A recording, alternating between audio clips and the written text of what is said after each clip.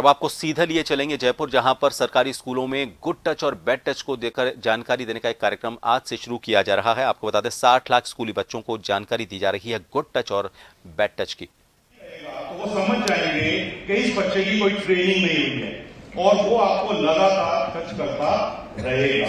क्या आप चाहते हैं कि कोई हमें लगातार बैड टच करे? अगर हम चाहते हैं कि इस बैड टच को हमें खत्म करना है तो हमें यह पता होना चाहिए कि इसकी शुरुआत कैसे होती है। इसकी शुरुआत इन 4 बॉडी पार्ट से होती है। कौन से 4 बॉडी पार्ट से होती है? Lips, chest, between the legs and पीछे की तरफ बॉटम। मैं आपसे एक सिंपल सी बात पूछता हूं, वो बिल्कुल सिंपल सी बात करूंगा आपको। एक बात आप एक बात सोचिए, आपके घर पे कोई अंकल आंटी आते हैं, ठीक है, कोई रिलेटिव आते हैं, ओके। अगर उन अंकल को मुझे अफेक्शन दिखाना है, वो अंकल मुझे अफेक्शन दिखाना चाहते हैं, मुझे ब्लेस करना चाहते हैं, क्या मैं ऐसे नहीं कर सकता? वेरी गुड बेटा, बोलिए। क्या मैं ऐसे अप्रिशिएट कर सकता हूं? वेरी गुड बेटा। क्या मैं ऐसे अप्रिशिएट कर सकता हूं? वेरी गुड बेटा। बताइए इसमें लिप्स पे टच कहां किया मैंने? Just tell me, did I touch any of the 4 parts? क्या उस अंकल को भी वो 4 पार्ट टच करने की जरूरत? इस बात को अंडरस्टैंड करो, इस बात को आपको समझना पड़ेगा। ये जो गंदे मेंटेलिटी के लोग हैं जिनको बैड टच करने का शौक है छोटे बच्चों के साथ, वो इन 4 पार्ट से ही शुरुआत करेंगे। अगर कोई मुझे मेरे सिर पे हाथ मेरे बालों में डाल रहा है या मुझे पीठ पे पैटिंग कर रहा है, these are good ways of appreciating, blessing, तो मुझे इन 4 बॉडी पार्ट पे वो टच क्यों करे जा रहा है? तो अगर कोई अंकल आंटी भैया दीदी आपके साथ बात करते हुए, कोई भी डील करते हुए अगर बार बार बहाने से आपके इन 4 पार्ट्स को टच कर रहे हैं तो ये कूल नहीं है। This is not cool at all. और अगर आपने इस बात को अप्रिशिएट कर लिया कि ये 4 बॉडी पार्ट्स मेरी बॉडी के हैं, रीजन के साथ टच हो सकता है। रीजन, अगर कोई रीजन है, कैसे? आप गिर गए, आपको चोट लग गई और डॉक्टर साहब आपको पट्टी बांधना चाहते हैं, तो हो सकता है कि आपके लिप्स पे चोट लगी, वहां पे रीजन है। ऐसा नहीं है कि चोट मेरे हाथ पे लगी है and is touching my lips.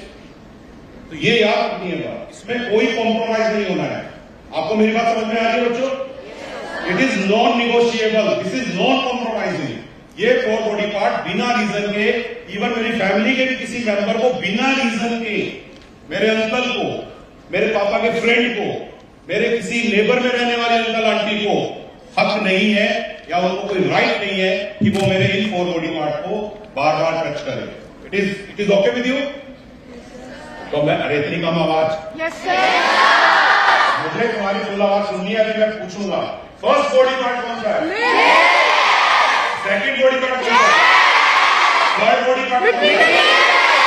और fourth body part? Very good. वरना मैं पता क्या डाउट कर रहा था, lips, chest, between the legs. But तुमने सबने बराबर आवाज दी है, it means you are smart. क्योंकि 4 बॉडी पार्ट का मतलब 4 ही है, 2 नहीं हो सकता। कोई कहे ना मुझसे, अंकल पहले वाले 2 ही बता दो, यार मैं ऐसा नहीं करूंगा। I have to tell all 4, but we have to understand it is our body and we have to protect our body, okay. तो ये फर्स्ट सिग्नल था। ये फर्स्ट सिग्नल से बहुत सारे अंकल आंटी को पता लग जाएगा कि ये जानते हैं। अभी मैं बताऊंगा करना क्या है, वो मैं बाद में बताऊंगा कि अगर वैसा करते हैं तो करना क्या है, वो सेकंड है। अगला सिग्नल समझ लेते हैं, नेक्स्ट सिग्नल। अगला सिग्नल है स्ट्रेंजर्स के बारे में। Any kind of touch by any stranger. Normally हमारी लाइफ में कुछ स्ट्रेंजर होते हैं जिनको हम नहीं जानते हैं। वो स्ट्रेंजर ही हुआ जिसको हम नहीं जानते हैं। वो आपके स्कूल में आया, उसने कहा कि बेटा तुम्हारे पापा का एक्सीडेंट हो गया है, मेरे साथ चलो, और आप जिद करने लगते हैं कि टीचर मैम मुझे जाने दो।